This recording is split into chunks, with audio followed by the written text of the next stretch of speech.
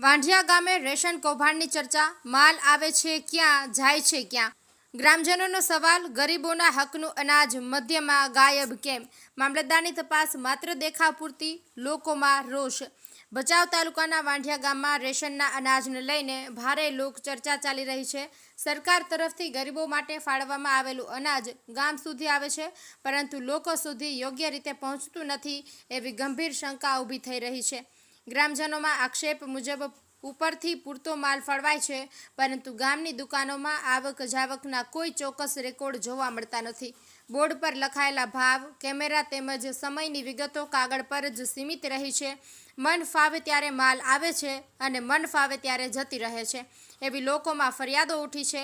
થોડાક સમય પહેલા મામલતદાર કચેરી દ્વારા તપાસ હાથ ધરવામાં આવી હતી, પરંતુ ગ્રામજનોના મતે તે માત્ર દેખાવ પૂરતી જ રહી હતી. હાલની પરિસ્થિતિમાં સૌથી મોટો સવાલ એ છે કે ગામમાં રેશનનો માલ આવે છે કેટલો અને તે જાય છે ક્યાં? લોકોનું માનવું છે કે જો નિષ્પક્ષ અને ગંભીર તપાસ હાથ ધરવામાં આવે તો મોટા કૌભાંડનો ભાંડો ફૂટે તેવી પૂરી શક્યતા છે.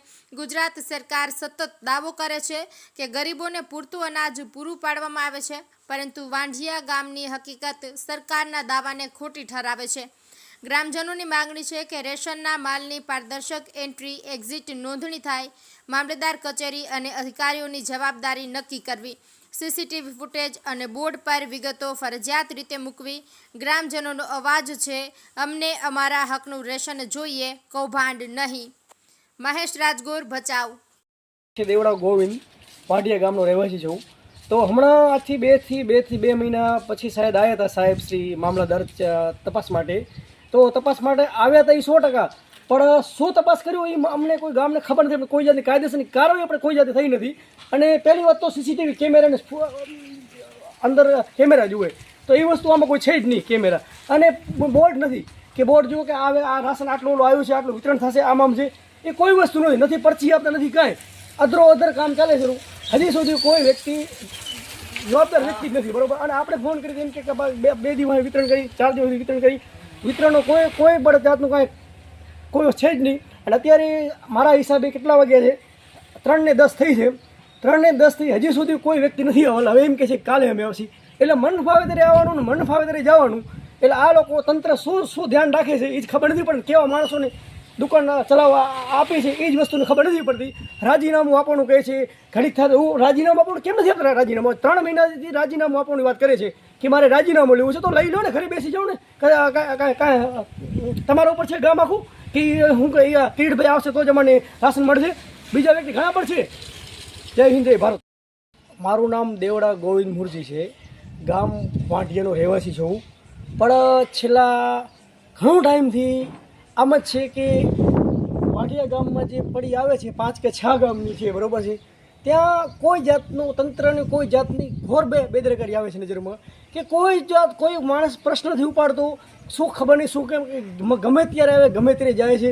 કઈ તારીખે જથ્થો આવે, કઈ તારીખે વિતરણ કરે, કોઈ ચીજની કોઈને ખબર નથી. 15 તારીખ 10 થી 15 તારીખ સુધીમાં આપણામાં જથ્થો આવી જાય છે.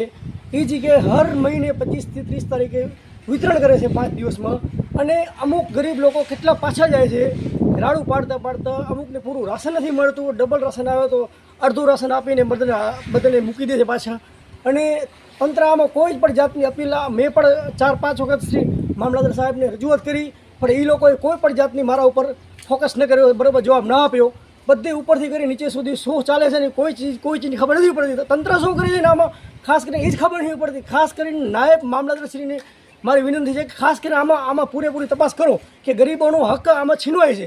અને એ થતું ન હોય તો પછી તમે આગળ બી રજૂઆત કરો, બરાબર, કે અમે પછી આગળ જશી. મામલતદારથી કોઈ પીઠ ચીજની વસ્તુ ન થતી હોય તો આગળ જશી. બાકી આ વસ્તુ હવે નહીં ચાલે, ઘણું ટાઈમથી ચાલ્યું છે. અને પ્લીઝ હવે આ વસ્તુ બંધ કરી નાખો બધું, કે કાં હચોટ પડી જ બંધ કરી નાખો. કે એક જ નામ કે ગરીબોને અનાજ અમારે નથી આપવું, તો અમને ખબર પડે કે ગરીબ માણસોને સરકાર ભૂખે મારવા માટે બરાબર કરે છે. બાકી હવે ગરીબ માણસોને મળે નહીં. 555 માણસ પાછા જાય રોજે. અને અત્યારે 8 કલાકની એની નોકરી છે.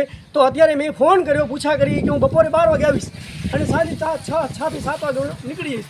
બપોરે 12 વાગે બરાબર, બપોરે 12 વાગે આવે અને 1 વાગે એટલે વિતરણ જમવા નીકળી જાય. 2 વાગે આવે, 4 વાગે 2 થી કરી 6 વાગ્યા સુધી બેસે અને પછી બસ બંધ કરીને ઘરે ભાગી જાય.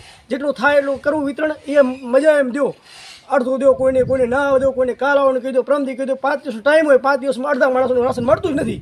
પણ શું છે એ જ કંઈ ખબર નથી. તંત્રને ખાસ કરીને આ વસ્તુમાં જવાબદારી આપવામાં આવે.